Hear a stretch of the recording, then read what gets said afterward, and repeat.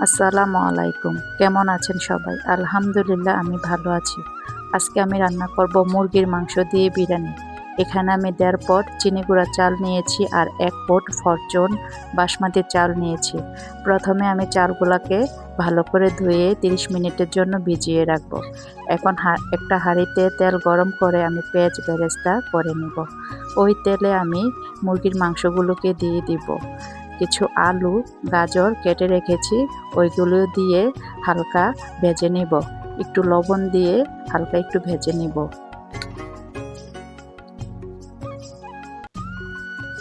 এখন আমি এলাচি, দারচিনি, তেজপাতা, কিছু কাঁচামরিচ, কিছু কিশমিশ আর কাঁচামরিচ আর টমেটো ব্লেন্ড করে রেখেছি সেটা দিয়ে দিব।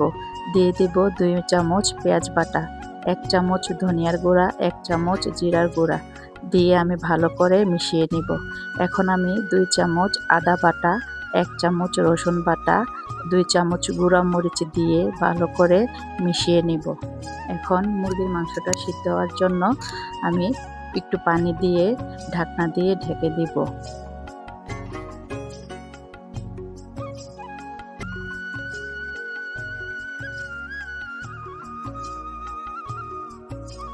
দশ মিনিট পর আমি ঢাকনাটা তুলে ভালো করে নেড়ে নেব।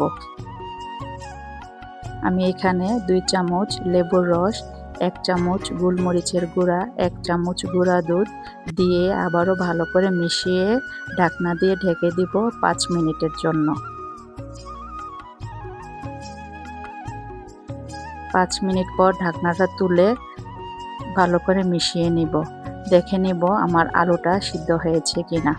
এখন আমি মিক্স বিরিয়ানি চালটা দিয়ে ভালো করে মিশিয়ে নিব। আমার বিরিয়ানির জন্য যতটুকু পানি লাগবে আমি ততটুকু পানি দিয়ে ভালো করে নেড়ে চেড়ে ঢাকনা দিয়ে ঢেকে দিব।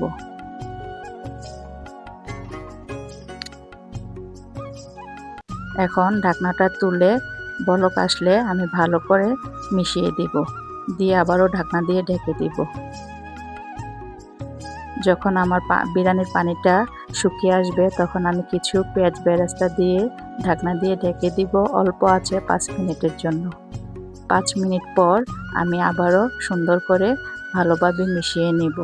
হয়ে গেল আমার মুরগির মাংসের বিরিয়ানি।